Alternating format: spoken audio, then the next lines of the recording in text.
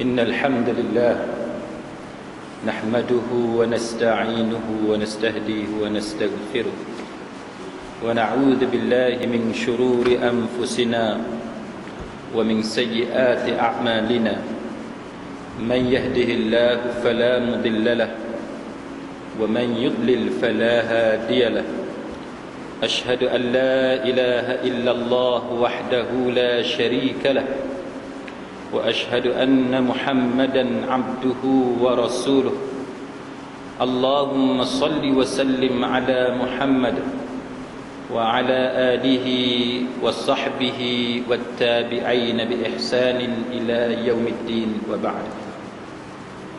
Rabbi syrah li sadri, wahai Tuhanku, lapangkanlah dadaku ini, wa yassir li amri, dan permudahkanlah urusanku, wahlul 'uqdatam min lisani, dan uraikanlah kekeluhan lidahku, yafqahu qawli, supaya mereka memahami kata-kataku ini. Saudara-saudari, sahabat-sahabiah, muslimin muslimat, mudah-mudahan dirahmati dan diberkati oleh Allah Subhanahu wa taala. Pada malam ni kita akan sambung perbincangan kita berdasarkan tulisan Imam Ibnul Jauzi dalam kitab beliau, iaitu apa yang dipanggil sebagai Talbis Iblis ataupun perangkap iblis. Sidang hadirin mukminin, pada malam ni kita tengok pada tajuk berkenaan dengan bagaimana iblis memperdayakan golongan sufi. Bagaimana iblis memperdayakan golongan sufi. Antaranya ialah beliau menyebut dalam tulisan beliau ini bahawa golongan sufi ini menjadikan surau itu sebagai tempat untuk mereka menganggur, atau dijadikan alasan untuk mereka menganggur. Mereka menghabiskan masa yang banyak di surau ataupun di masjid, dan itu dijadikan alasan untuk tidak bekerja. Mereka lebih suka berada di sana dan tidak mahu berjemaah di masjid induk. Dicari tempat-tempat surau umpamanya, dan dia tidak mahu pergi ke masjid, kalau istilah kita sekarang ni masjid jami' ataupun masjid di mana tempat kita menunaikan solat Jumaat.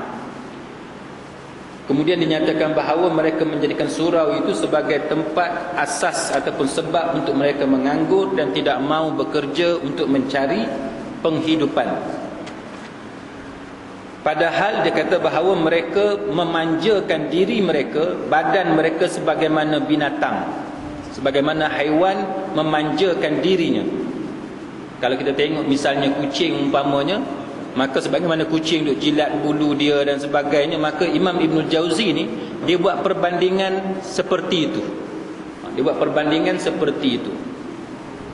Soal makan minum, mereka menyanyi dan bersenandung dan sebagainya. Kemudian mereka tidak menolak pemberian makanan bila orang bagi makan, bila orang bagi wang dan sebagainya, dan tidak mempedulikan tentang kezaliman dan perbuatan orang-orang yang jahat serta perbuatan orang-orang lain yang merampas hak orang lain. Baik, Imam Ibn Jauzi dia nak cerita kepada kita bagaimana golongan sufi yang diperdayakan oleh iblis ini, dia lebih suka duduk di surau. Dia tak mau pergi semayang berjemaah di masjid induk, di masjid jami'. Mereka menghabiskan masa di surau-surau yang kecil ini. Kemudian mereka bermalas-malasan. Bermalas-malasan seperti mana binatang memanjakan diri mereka. Itu perbandingan yang Imam Ibnul Jauzi buat. Kemudian disebut macam mana mereka ni suka makan, minum, nyanyi dan sebagainya, bersenandung, berenak-enak. Itu antara yang dia sebut. Pada masa yang sama, kalau orang bagi makanan, dia terima makanan. Kalau orang bagi duit, dia terima duit. Pada masa yang sama, kezaliman yang berlaku di sekeliling dia, perbuatan orang-orang jahat yang merampas hak orang lain, semua dia tak peduli. Ini komen daripada Imam Ibnul Jauzi. Dan dia kata mereka suka berkumpul dan sebagainya. Lepas tu dia ada pakaian-pakaian khusus. Mana kalau kita tengok dia, kita tahu identiti dia. Orang-orang ni kita boleh tengok identiti dia. Baik. Maka banyaklah perkara yang mereka buat, termasuk dia kata bahawa mereka yakin dengan menyanyi sambil diiringi dengan alat muzik, seruling dan sebagainya, itu sebagai salah satu cara untuk bertakarrub dengan Allah Ta'ala. Dia kata kita juga mendengar bagaimana keyakinan mereka ini sebagai cara untuk bertakarrub kepada Allah Ta'ala, sedangkan Imam Ibn Jauzi kata cara itu membawa kepada kufur. Kerana seseorang yang meyakini sesuatu yang makruh dan haram itu sebagai takarrub, maka dia termasuk sebagai golongan yang kufur. Baik. Sedang hadirin mukminin, Imam Ibn Jauzi dia mengulas tentang satu golongan dalam masyarakat kita, sehingga dia menyebut bagaimana orang ni dia punya selesa dengan keadaan dia itu sampai ke tahap dia tak peduli dengan apa yang berlaku di sekeliling dia. Kalau dalam konteks masyarakat kita hari ini tuan-tuan, antara yang kita tengok bagaimana dalam masyarakat sekeliling kita ada benda-benda yang secara terang memerlukan kepada perpaduan di kalangan orang Islam untuk kita menentang kejahatan yang macam tu. Contohnya dalam sebulan ni masyarakat kita dikejutkan dengan satu orang yang bernama Kasim Ahmad. Kalau kita nak cerita bagaimana Imam Ibn Jauzi sebut ni, maknanya dalam keadaan ada orang yang terang-terang menghina Nabi sallallahu alaihi wasallam, dalam keadaan ada golongan yang menggelarkan diri mereka sebagai Quraniyun, dalam keadaan di mana masyarakat kita ini sebahagian daripada mereka menghina ataupun memperendah-rendahkan undang-undang Allah Ta'ala ataupun peraturan yang ditetapkan oleh Allah Ta'ala dan yang seumpama dengannya, tiba-tiba dia kata bahawa ada orang ni yang dia rasa bahawa benda yang dia buat tu betul, dengan cara menghabiskan masa dia di surau-surau. Dia duduk berenak-enak di surau-surau, duduk seronok-seronok di surau-surau, dia memanjakan diri dia. Maknanya dia tak buat benda yang penat-penat, dia tak perlu buat apa-apa, dia cuma duduk di surau, dan itu alasan dia untuk tidak bekerja. Dalam masyarakat kita hari ni tuan-tuan, ada tak golongan yang macam ni? Ada. Golongan yang hanya datang ke surau, tapi apa yang berlaku dalam masyarakat dia tak peduli. Dia tidak menyertai satu gerakan macam mana kita nak menghadapi dan halang ataupun untuk kita menentang golongan yang duk hina Nabi, golongan yang menghina kedudukan sunnah Nabi sallallahu alaihi wasallam dan sebagainya. Dia tak terlibat. Dia nak buat benda yang mudah dengan cara memanjakan diri dia, lepas tu boleh bersembang, bergurau dan sebagainya, lepas tu dia adalah sesi menyanyi dan sebagainya di surau-surau yang mereka duduk ni. Imam Ibn Jauzi tuan-tuan, dia tulis cerita ni lama dah, zaman dia. Tapi sejak daripada zaman dia sampai sekarang, kita tengok benda ni berlaku dah. Masih lagi berlaku sampai zaman kita. Cuma para ulama tuan-tuan sekalian, dalam perkara-perkara yang macam ni, sebahagian ulama dia agak berlembut dengan perkara yang macam ni, dengan alasan bahawa daripada orang ni dia terjerumus dengan dadah dan sebagainya, terjerumus dengan jenayah dan lain-lain, adalah lebih baik dia menghabiskan masa dia di tempat-tempat ibadat seperti surau, masjid dan sebagainya. Kalau kita nak bercakap dari segi itu, betul. Tak, daripada dia duduk berkawan dengan pengisap dadah dan sebagainya, baik dia duduk di surau. Tapi kita Islam ni tuan-tuan sekalian, kita kena bercakap bahawa bagi orang yang penagih dadah, kita bercakap dengan nada penagih dadah. Bagi orang yang dah ada kefahaman agama sikit, walaupun tak kesemuanya, tapi dia dah faham sikit, takkan kita nak biarkan dia duduk dalam keadaan yang macam tu. Betul tak? Bagi orang yang semayang, takkan kita nak kata tak payah tegur dia lah, tak payah nasihat kat dia, mujur dia semayang. Kalau dia tak semayang, boleh kita buat alasan gitu. Jadi bila dia semayang dan cara dia semayang tu salah, adakah menyebabkan kerana dia semayang semata-mata menyebabkan kita tak dibenarkan tegur dia bila kita nampak kesilapan yang dia buat? Bila kita nampak kesilapan yang dia buat, dia semayang, tapi dia semayang dalam keadaan silap, kewajipan kita memperbetulkan solat dia, ibadat dia. Kita tak boleh bagi alasan sebab dia semayang, nasib baik dia semayang, kalau dia tak semayang macam mana, itu dijadikan alasan untuk halang kita daripada tegur dia. Sama dengan kawan-kawan kita yang datang surau dan sebagainya, perbuatan dia yang datang ke surau tu bagus, daripada dia terjerumus dengan dadah, itu bagus. Tapi perbuatan dia yang menghabiskan masa di surau tanpa bekerja mencari nafkah untuk anak isteri, tanpa dia menyertai gerakan untuk menentang golongan anti hadis dan sebagainya, dia tak peduli dengan apa-apa yang dilakukan oleh golongan yang jahat dan sebagainya, maka orang yang macam ni, walaupun hati dia dekat dengan surau, dengan masjid, kita kena perbetulkan dia. Kita kena perbetulkan dia. Baik. Maka Imam Ibnul Jauzi, dia cerita macam mana golongan macam ni, dia suka kepada menyanyi dan sebagainya. Tuan-tuan sekalian, rupa-rupanya manusia ni, zaman dulu sampai zaman sekarang, perangai dia serupa.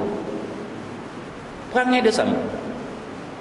Ada sekelompok yang suka dengan surau, suka dengan masjid, pada masa yang sama dia suka menyanyi, menyebabkan dia adakan majlis nyanyian, ada alat muzik yang dia bawa masuk dalam surau dan masjid. Ada dalam masyarakat kita sekarang? Ada kan? Sekarang ni dah masuk TV dan sebagainya. Tuan-tuan sekalian, benda ni agak sensitif. Benda ni agak sensitif, dan saya kalau boleh saya tak mau ulas yang boleh mengeruhkan keadaan. Cuma tuan-tuan sekalian, kita kena belajar bagaimana pandangan ulama tentang hal ni. Kemudian kita ambil keputusan apa sikap kita terhadap benda ni. Itu tujuan kita mengaji kan. Tujuan mengaji ni tuan-tuan, bukan kita nak dengar benda yang sedap je. Ada sekali-sekala kita juga kena faham bahawa tujuan kita mengaji ni, kita nak bongkar apa dia kemungkinan benda yang kita mungkin salah. Kita nak cek balik benda yang kita buat ni betul ke tak betul. Jadi oleh kerana Imam Ibnul Jauzi, dia sebut dalam Talbis Iblis ni, macam mana iblis memperdayakan orang sufi sehingga menjadikan nyanyian itu sebagai salah satu cara bertakarruf dengan Allah Ta'ala. Maka kita kena bincang benda-benda macam ni. Baik. Antaranya muslimin muslimat sekalian, kita tengok dalam mazhab kita, dalam mazhab al-Imam Syafi'i rahimahullahu ta'ala. Imam Syafi'i kata apa? Dalam mazhab Imam Syafi'i tuan-tuan, antara kitab yang besar dalam mazhab Imam Syafi'i ialah kitab Al-Um.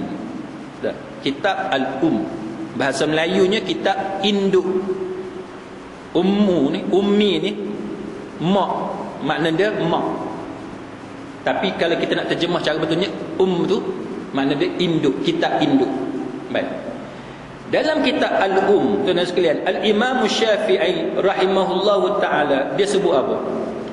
Dia sebut bahawa seorang lelaki, dia kata, yang menyanyi dan menjadikan nyanyian tu sebagai cara dia bekerja, cara dia bekerja. Lepas tu pula, sama ada dia ni digelar sebagai penyanyi ataupun dia ni orang suruh dia menyanyi dan sebagainya, maka dia kata tidak diterima kesaksian dia di mahkamah. Kesaksian dia di mahkamah tak diterima. Kalau dia jadi saksi, kenyataan yang keluar daripada mulut dia tak boleh diterima. Siapa yang kata ni tuan-tuan? Al-Imam Syafi'i rahimahullahu ta'ala. Dia kata, sebab apa? Sebab dia kata menyanyi ni satu benda yang tidak disukai. Satu benda yang tidak disukai. Dan dia kata adalah yang lebih tepat, dia kata siapa yang menyanyi ni, dia kata maka orang itu adalah orang yang bodoh. Dia kata orang itu adalah orang yang bodoh, dan mereka termasuk di kalangan orang yang tidak ada maruah. Itu pandangan Al-Imam Syafi'i rahimahullahu ta'ala. Baik, begitu juga Imam Syafi'i. Dalam mazhab Imam Syafi'i, tuan-tuan sekalian, penggunaan alat muzik ni satu benda yang tidak disukai, dan disebut bahawa setiap alat muzik yang bertali itu hukum dia adalah haram tanpa khilaf. Haram tanpa khilaf. Manakala guna kompang dan sebagainya dalam majlis kenduri kahwin dan lain-lain, bersunat dan sebagainya, dia kata bahawa maka benda itu adalah benda yang makruh. Dia melihat kepada beberapa keadaan, dia kata melihat kepada keadaan. Baik. Jadi nyanyian, dia kata kalau tanpa alat muzik, dia kata hukumnya adalah makruh. Tapi kalau alat muzik seperti kompang tadi digunakan dalam majlis kenduri kahwin ataupun majlis-majlis tertentu dalam masyarakat kita, hukumnya adalah dibolehkan. Macam kompang, kita masyarakat Melayu, kalau pengantin datang kan, kita pukul kompang, maka itu dibenarkan dalam agama. Baik, maka para ulama tuan-tuan sekalian sebenarnya terbahagi kepada dua kumpulan. Kumpulan yang pertama tuan-tuan sekalian mengatakan memainkan rebana dalam masjid ni hukum dia boleh memainkan rebana dalam masjid. Contohnya dalam Sunan At-Tirmizi tuan-tuan sekalian, dia disebut satu hadis Nabi sallallahu alaihi wasallam, a'linu hadzal nikah waj'aluhu fil masajid wadribu alaihi bid-dufuf. Nabi kata umumkanlah, i'lankan, isytiharkan perkahwinan dan buatlah dalam masjid. Nabi kata buatlah dalam masjid, serta ramaikan dengan memukul dufuf. Dufuf ni kalau bahasa Melayu kita boleh kata macam rebana. Baik, jadi ulama yang kata boleh, yang kata boleh memainkan alat muzik dalam masjid ni, dia kata contohnya macam akad nikah boleh main dalam masjid alat muzik ni. Masa akad nikah dalam masjid boleh, dia kata.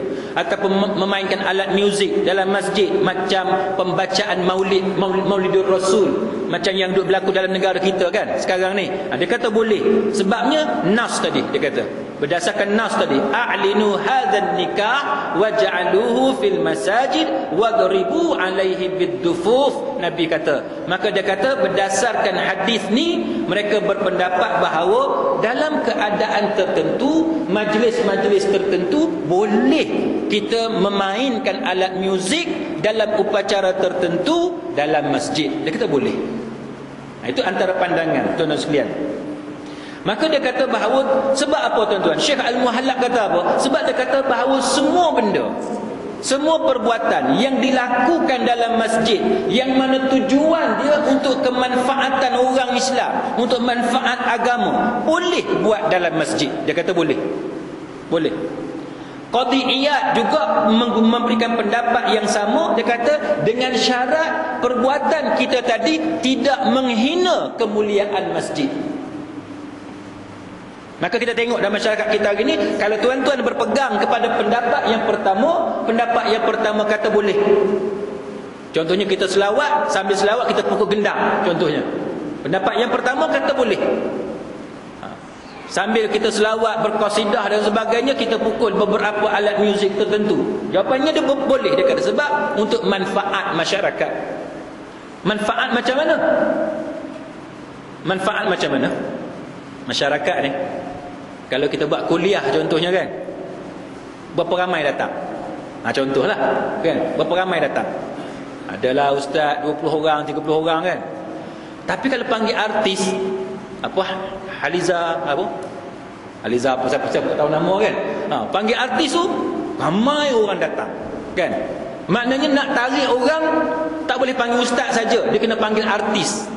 Barulah orang datang. Maka perbuatan macam tu dibenarkan sebab untuk kemanfaatan masyarakat. Nak dakwah masyarakat ni, dia ada pelbagai cara. Itu satu contoh kan, satu contoh. Tapi syarat dia, artis tadi masuk dalam masjid, tutup aurat elok, bercakap benda yang elok. Ataupun setengah masyarakat ni, kalau kita buat kuliah, dia bukan nak datang, tapi kalau kita ajak menyanyi, dia suka. Contohnya kan, ajak menyanyi ramai-ramai apa semua, dia suka. Menyebabkan dalam masyarakat kita hari ni, kadang-kadang kita tengok adalah ustaz ni berduet dengan artis pula kan. Ustaz berduet dengan artis. Yang tu boleh ke tak boleh? Tujuan dia baik, tapi cara tu boleh ke tak boleh? Itu yang kita nak kena bincang kan. Tuan-tuan tengok dalam YouTube tak, ada sampai tahap dia duk berselawat apa semua. Ni Indonesia lah, bukan kat sini. Sampai dia boleh berjoget atas pentas tu, yang perempuan ni pula sampai tepuk paha pula. Boleh ke tak boleh perbuatan macam tu, walaupun tujuan dia baik? Sebab dalam Islam ni bukan sahaja tujuan tu mesti baik, tapi cara tu juga mesti baik. Walaupun tujuan baik, kalau cara tak baik pun tak boleh. Itu benda yang kita nak kena bincang. Baik. Itu secara ringkas, tuan-tuan sekalian. Pendapat golongan yang pertama, dia kata boleh memainkan alat muzik dalam masjid kalau tujuan dia itu ada faedah untuk masyarakat dan kalau tidak merendahkan kemuliaan masjid. Macam mana yang dikatakan kemuliaan masjid? Itu yang kita nak bincang. Baik. Pendapat yang kedua, secara ringkasnya dia kata apa? Dia kata bahawa menyanyi ataupun memainkan alat muzik dalam masjid, dalam rumah Allah, di tempat ibadat, hukum dia adalah haram, dia kata. Haram. Maknanya kalau tuan-tuan buat qasidah ke selawat dengan cara pukul alat muzik apa semua tu, pendapat yang kedua kata tak boleh. Itu haram, dia kata. Apa alasan dia?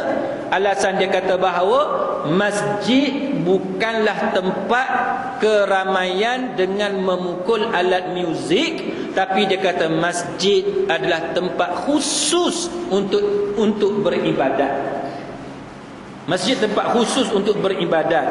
Maka dia kata manakala hadis yang kita baca mula-mula tadi, hadis daripada Sunan Tirmizi itu, dia kata hadis itu khusus dalam bab akad nikah dibuat dalam masjid, pukul alat muzik di luar bangunan masjid. Akad nikah, orang nikah dalam masjid, nikah dalam masjid.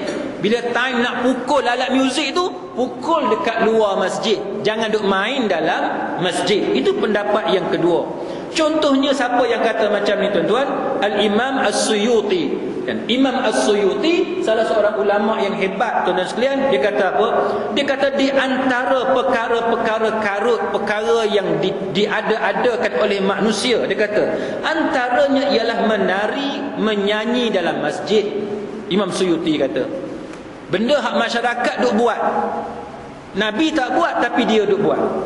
Menari dalam masjid, menyanyi dalam masjid, memukul rebana dalam masjid dan alat muzik lain dalam masjid, dia kata. Maka sesiapa yang melakukan perbuatan yang macam ni dalam masjid, maka dia dikira sebagai seorang pelaku benda yang Nabi tak buat.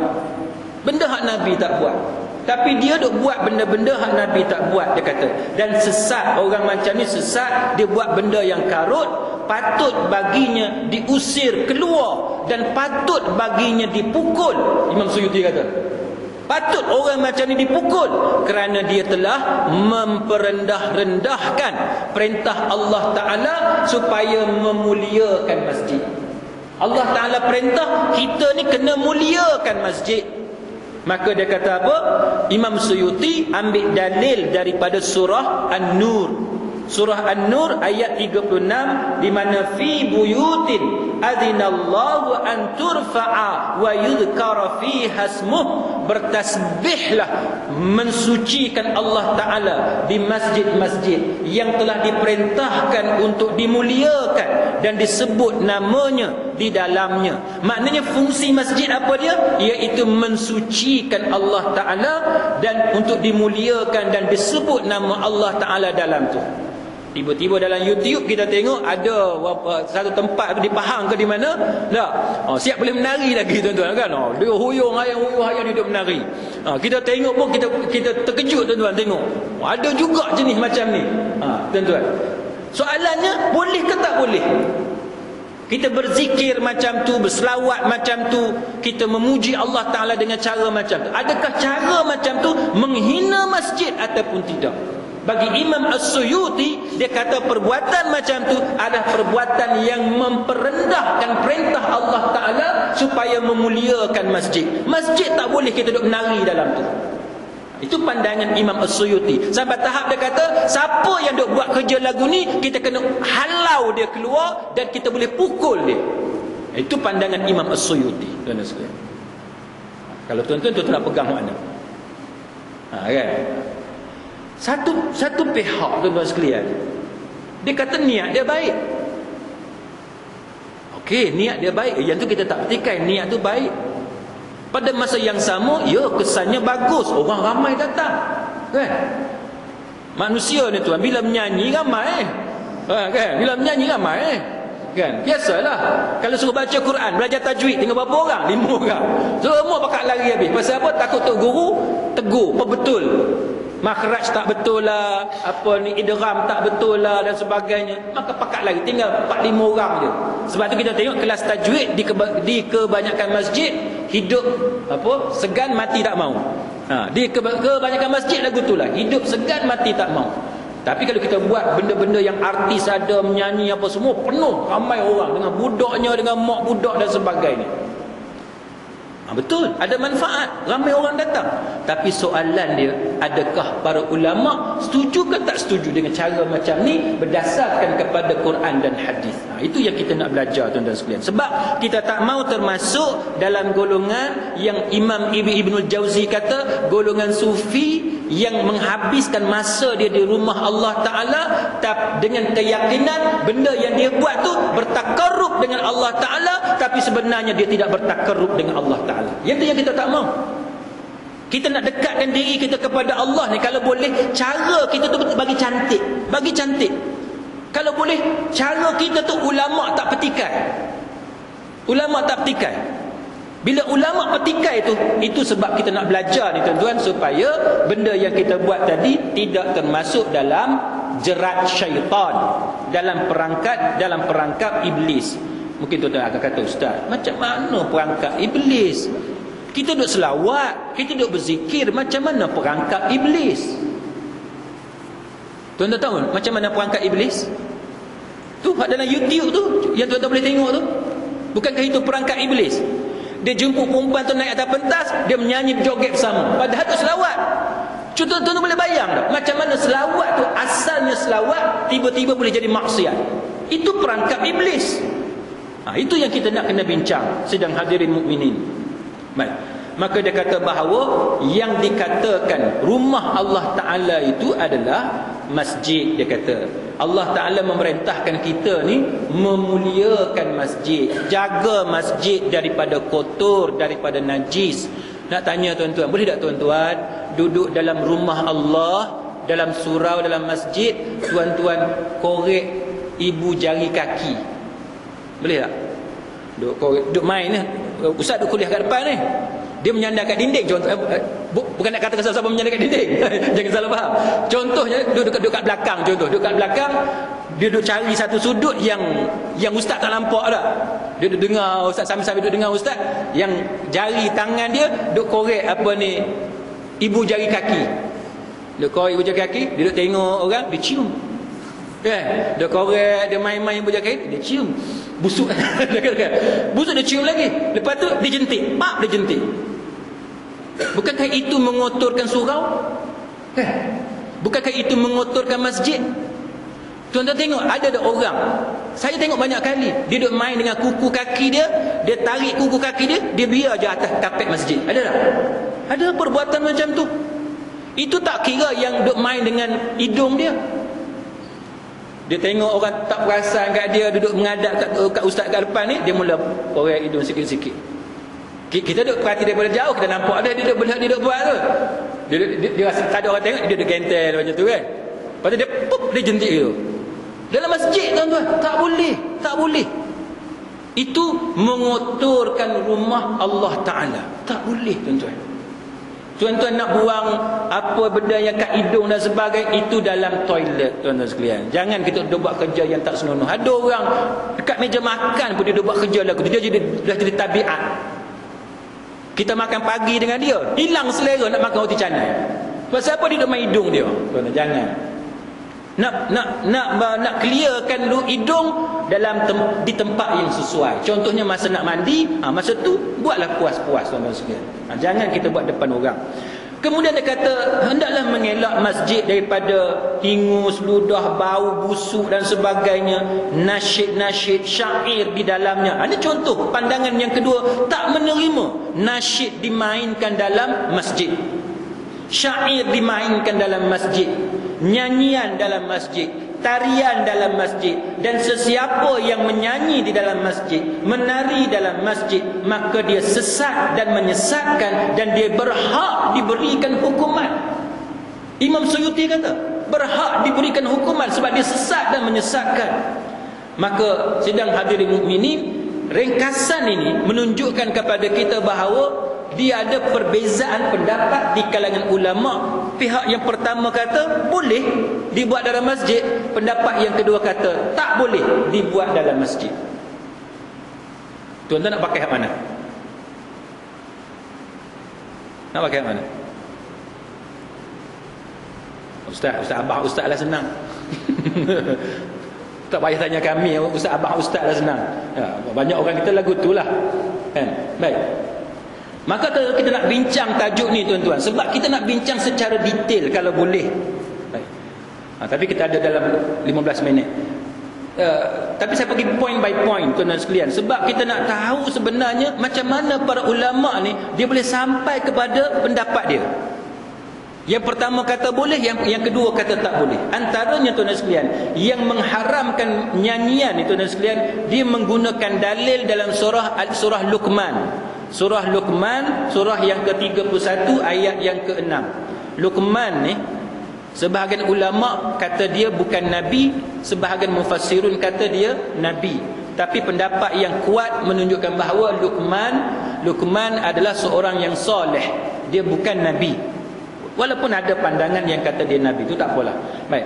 Dalam surah Luqman tuan-tuan sekalian ayat yang ke-6, maksudnya dan di antara manusia ada orang yang menggunakan perkataan yang tidak berguna, perkataan yang sia-sia, lahwal hadis. Kan, lahwal hadis untuk menyesatkan manusia daripada jalan Allah tanpa pengetahuan dan menjadikan jalan Allah Ta'ala itu sebagai ejekan. Mereka itu akan memperolehi azab yang menghinakan. Jadi ulama golongan yang pertama yang mengharamkan ini antaranya ialah Al-Qurtubi, Ibnu Abbas, Ibnu Mas'ud dan sebagainya. Tapi Syekh Yusuf Al-Qaradawi dia tak terima dalil ni. Dia tak terima dalil ni. Baik. Hadis yang kedua tuan-tuan sekalian dalam Sahih Bukhari, di mana disebutkan bahawa sesungguhnya akan ada di kalangan umatku golongan yang menghalalkan zina, yang menghalalkan sutera, yang menghalalkan arak, yang menghalalkan alat-alat muzik. Ini dalam Sahih Bukhari. Maka yang kedua ni kata alat muzik haram. Golongan yang pertama ni kata, dalil yang kedua ni menunjukkan bahawa alat muzik ni haram, kecuali mana-mana yang Nabi sebut dengan jelas bahawa dia tidak haram, baru dia tak haram. Maka hukum asal alat muzik, golongan majoriti ulama kata haram berdasarkan kepada hadis ni. Tapi hujah itu tidak dipersetujui oleh Syekh Yusuf Al-Qaradawi. Hadis Aisyah radhiyallahu anha, Nabi sebut sesungguhnya Allah Ta'ala mengharamkan nyanyian dan jual beli kepada nyanyian tersebut, mempelajarinya ataupun mendengarkannya. Yang keempat antaranya ialah tuan-tuan sekalian daripada Ibnu Mas'ud, nyanyian itu boleh menimbulkan nifaq seperti air nyanyian itu boleh menimbulkan nifaq dia sebut. Kemudian ada hadis-hadis lain saya tak mau sebut tuan-tuan sekalian. Kemudian kita tengok dalil yang menghalalkan nyanyian, antaranya surah Maidah surah yang kelima ayat yang ke-87. Maksudnya wahai orang-orang yang beriman, janganlah kamu haramkan apa yang baik yang telah Allah halalkan bagi kamu, dan janganlah kamu melampaui batas, sesungguhnya Allah tidak suka orang yang melampaui batas. Antara ulama yang bersetuju dengan dalil ini ialah Syekh Yusuf Al-Qaradawi. Dia kata nyanyian ni satu benda yang cantik, satu benda yang elok, dia kata. Maka dia kata jangan kita haramkan benda yang elok. Yang haram ni lirik dia yang tak elok, yang tu haram.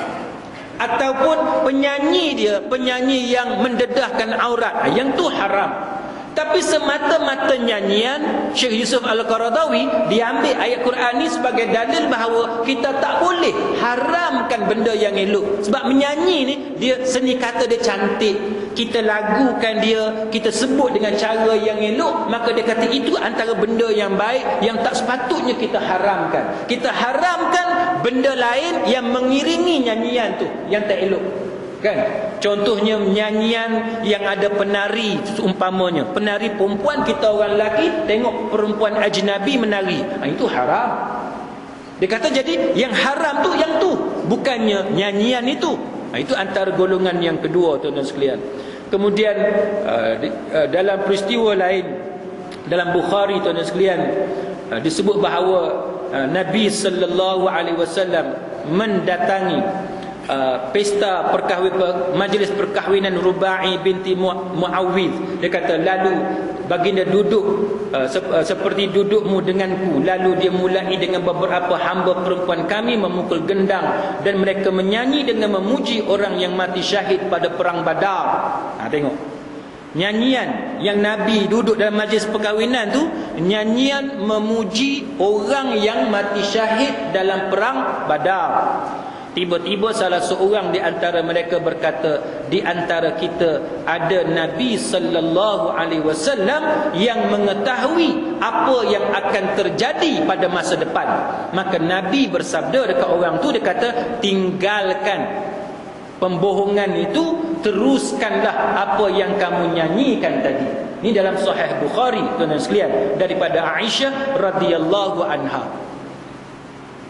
Hadis ni menjadi dalil bahawa menyanyi itu boleh dengan gendang, dengan lirik yang memuji orang mati syahid dalam perang Badar, maknanya boleh.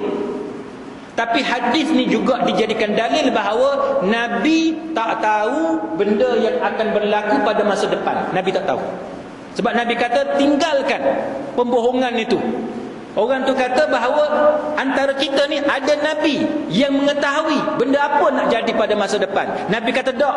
Nabi menafikan benda tu. Nabi kata dia tak tahu apa yang akan berlaku pada masa depan. Kerana itu para ulama, tuan-tuan sekalian, bila dia mengulas hadis ni, dia kata Nabi, sifat Nabi itu sendiri, dia tak tahu apa yang akan berlaku pada masa depan, kecuali dengan adanya wahyu daripada Allah Subhanahu wa taala. Jadi bila ada hadis-hadis Nabi yang menceritakan apa yang akan berlaku pada masa depan, itu ialah wama yantiqu anil hawa. Kan Nabi dia tak cakap berdasarkan kepada hawa nafsu dia. Maka bila dia sebut tu, dia datang daripada wahyu Allah taala, tapi itu bukan bukti bahawa Nabi tahu benda yang akan berlaku pada masa depan. Sebab tu tuan-tuan, kalau Nabi pun dia tak tahu benda yang akan berlaku pada masa depan, kita janganlah duk pergi jumpa tukang tilik ataupun tok bomo yang dia bagi nasihat dekat kita benda apa yang akan jadi. Jangan. Kalau dia nak cerita dekat kita benda apa yang akan berlaku, jangan. Itu satu perbuatan yang salah yang boleh membatalkan syahadah kita. Baik. Tuan-tuan sekalian, daripada Aisyah radhiyallahu anha, ini juga daripada hadis Bukhari. Dia kata dia pernah menghadiri majlis pernikahan seorang wanita dengan seorang pemuda Ansar. Tiba-tiba Nabi ni, tuan-tuan, dia bagi tahu, dia kata, mengapa kamu tidak adakan permainan? Kerana orang Ansar itu suka kepada permainan. Jadi ini dalil menunjukkan bahawa berseronok-seronok ni benda hak Nabi suruh. Benda seronok-seronok ni. Cuma yang duk khilaf ni, tuan-tuan sekalian, ialah menyanyi, memainkan alat muzik dalam masjid. Itu menjadi perbezaan pendapat di kalangan para ulama Islam. Bermain, ada permainan di luar masjid, tak ada khilaf. Tapi menyanyi itu sendiri, alat muzik itu sendiri, dia ada khilaf, tuan-tuan sekalian. Baik, kemudiannya Umar Al-Khattab, tuan-tuan sekalian, dia lalu di depan seorang sahabat, masa sahabat tu sedang membaca syair dalam masjid. Sahabat ni baca syair dalam masjid. Umar ni, dia tunjuk dengan isyarat mata dia ni, tanda dia tak setuju orang ni baca syair dalam masjid. Lalu orang ni kata dekat Umar, dia kata, aku pernah bersyair di masjid dan di sana ada orang yang lebih mulia daripada kamu, iaitu Nabi sallallahu alaihi wasallam. Hadis ni dalam Sahih Muslim. Dalam Sahih Muslim dia kata bahawa masa dia bersyair tu di dalam masjid Nabi ada. Umar tak setuju, tuan-tuan. Tapi Hasan ni, sahabat ni, dia kata bahawa Nabi ada dan Nabi tidak membantah perbuatan dia. Jadi sebab itu tuan-tuan, bila kita tengok sepintas lalu dalil yang saya baca secara ringkas tadi tuan-tuan sekalian, nampaknya para ulama dia tak boleh mencapai kata sepakat tentang kedudukan benda yang kita duk buat sekarang.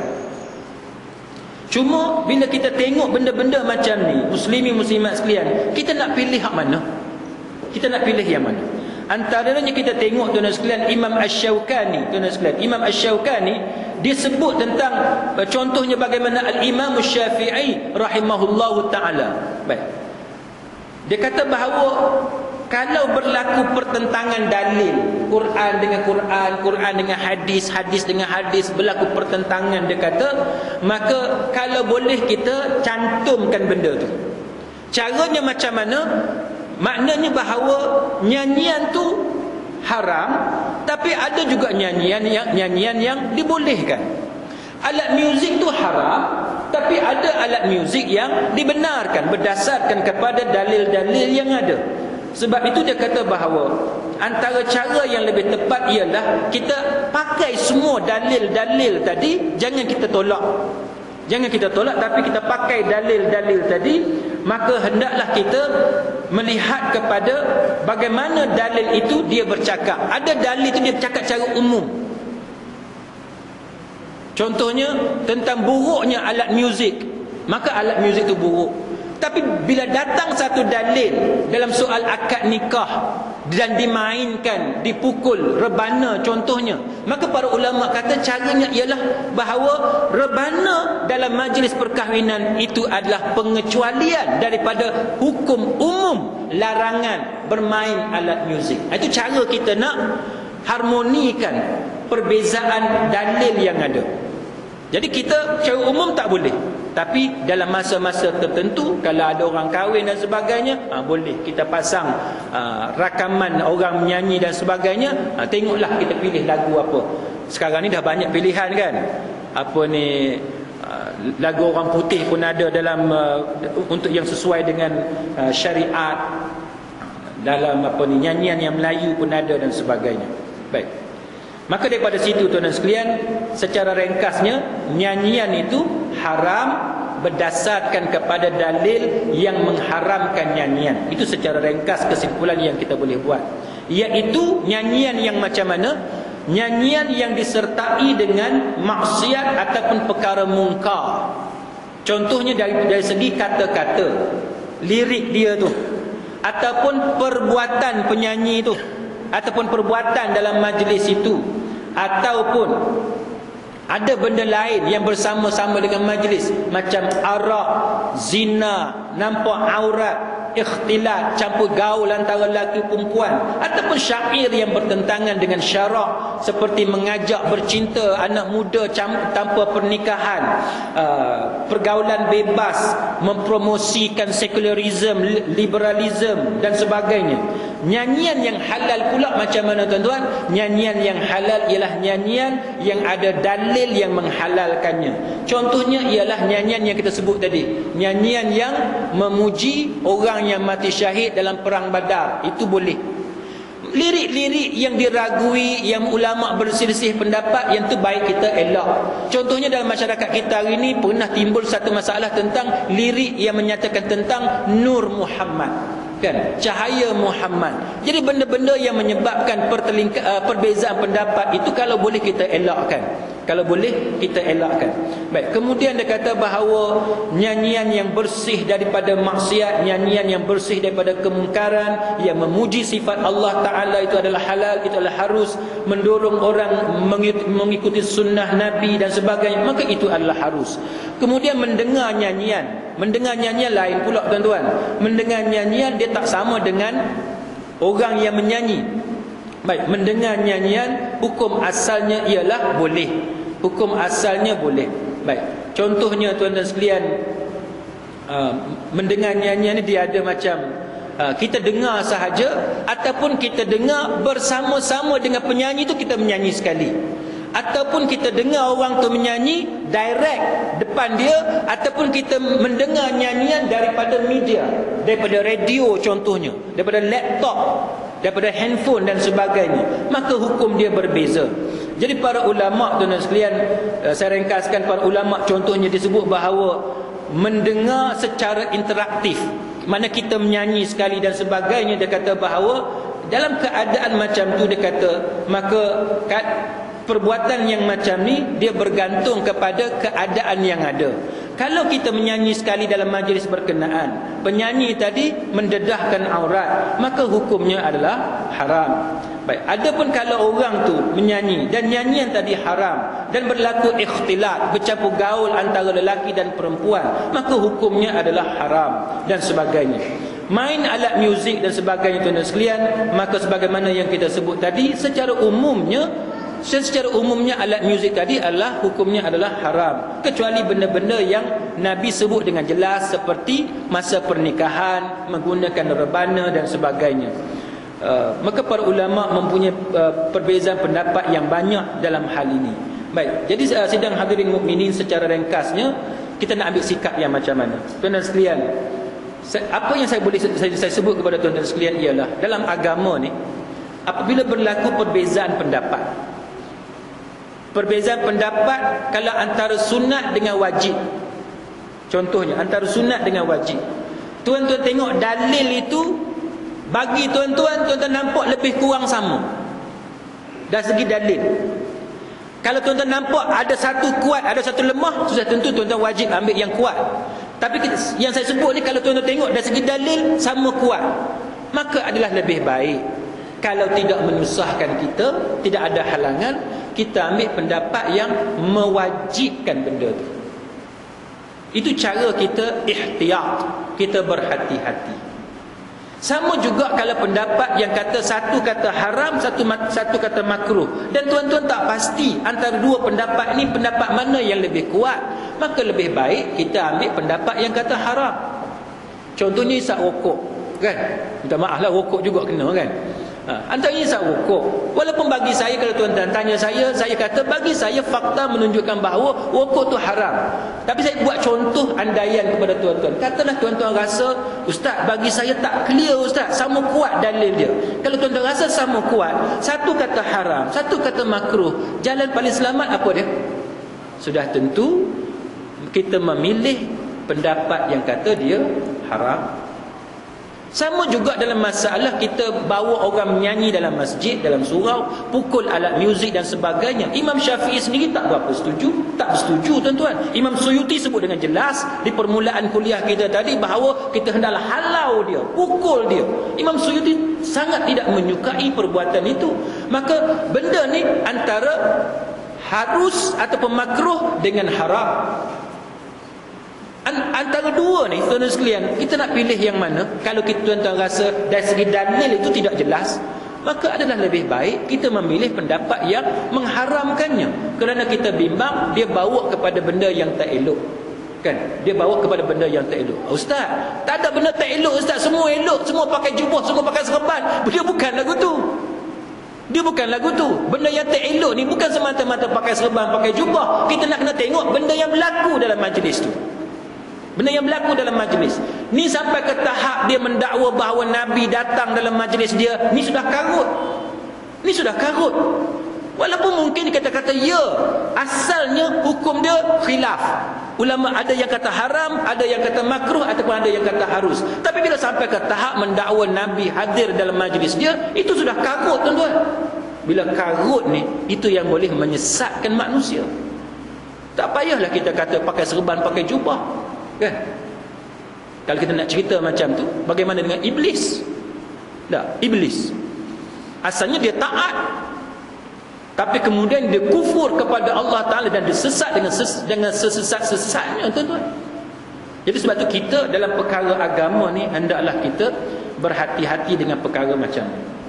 Baik, setakat itu tuan-tuan ada soalan sebelum saya tutup majlis? Tak ada? Dengar muzik di radio macam mana? Menonton pertunjukan muzik nyanyian di TV. Dulu juara lagu, sekarang masih ada juara lagu? Ada lagi? Ada lagi kan? Juara lagu. Ustaz, ni TV je, bukan perempuan menyanyi. TV je menyanyi. Macam mana hukum dia tuan-tuan sekalian? para ulama juga mempunyai pendapat yang berbeza dalam perkara yang macam ni. Perkara yang macam, cuma saya nak ambil sikit ya tuan-tuan. Hukum asal dia mubah, tapi kalau benda terbawa kepada benda yang tak elok, dia boleh jadi haram. Contoh macam mana? Contoh macam ni, tuan-tuan tengok pokok, pada pokok tu dia ada cabang lagu tu. Apa hukum tengok pokok? Hukum tengok pokok, tuan-tuan tak tahu hukum apa hukum tengok pokok? Haruslah tengok pokok kan? Tengok pokok harus.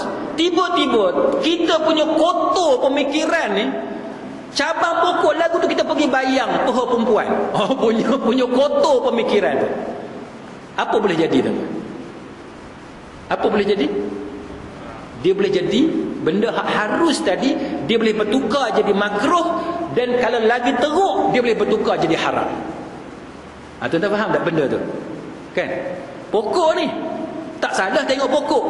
Salah tak tengok tiang elektrik, salah tak? Tak salah. Tapi ada satu perempuan ni, dia tak berapa nak sehat sikit. Tak, tiang elektrik tu dia pergi bayang benda lain. Bayang benda apa saya pun tak tahulah dia bayang benda apa. Tak. Benda hak harus boleh tak bertukar jadi makruh? Boleh tak bertukar jadi makruh dengan sebab perbuatan tadi? Boleh tak? Boleh. Dan kalau lagi teruk dia bayang benda tu, dia boleh bertukar jadi haram. Sama sebagaimana suami isteri, bersama-sama suami isteri, hubungan suami isteri, benda tu harus, tapi dia dikira sebagai sedekah, dapat pahala kan? Benda tu nafkah batin menjadi wajib. Wajib bagi suami memberi nafkah batin kepada isteri, wajib. Baik. Tapi benda hak elok yang Nabi kata sebagai sedekah tu, dia boleh jadi haram tak? Boleh jadi haram. Macam mana? Tuan-tuan pergi bayang Era Fazira baru bercerai, dia pergi bayang Era Fazira pula, contohnya. Haram tak? Haram. Tapi bukan haram hubungan suami isteri. Hubungan suami isteri dia tak haram. Haram tu sebab pergi bayang orang lain. Itu sidang hadirin mukminin. Jadi moga-moga apa yang kita bincang pada malam ni adalah sedikit sebanyak manfaat di sisi Allah Subhanahu Wa Taala. Jadi kesimpulan tuan-tuan sekalian, saya ulang balik yang mukadimah tadi, bahawa Imam Ibn Jauzi dia bagi satu nasihat kepada kita tentang golongan manusia ni. Dia golongan sufi yang menghabiskan masa dia banyak di tempat-tempat ibadat, di surau, di masjid. Elok dah, cantik dah.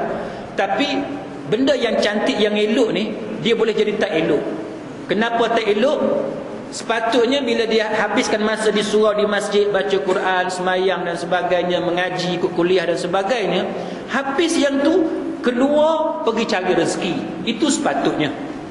Cari rezeki, jangan malas bekerja, jangan menganggur. Tapi Imam Ibn Jauzi kata, ada sebahagian orang yang terlibat dengan gerakan kesufian ni, dia menjadikan masjid, surau, bertakarub dengan Allah sebagai alasan untuk menganggur, sebagai alasan untuk tidak bekerja. Maka itu menyebabkan golongan sufi itu dihukum sebagai sesat oleh Imam Ibn Jauzi. Bukan sufi itu sendiri sesat dah, perbuatan orang sufi itu yang buat benda tu yang sesat. Belajar tasawuf tidak salah tuan-tuan. Yang salahnya bila kita menyeleweng, bila diperangkap oleh syaitan yang kita duk hurai tadi. Termasuklah sampai ke tahap bawa artis, bawa alat muzik, menyanyi, berjoget, menari, dan akhirnya fahaman-fahaman yang menyeleweng, yang tidak berdasarkan petunjuk daripada Nabi sallallahu alaihi wasallam. Aqulu qawli hadza wa astaghfirullahal azim li wa lakum. Wassalamu alaikum warahmatullahi wabarakatuh.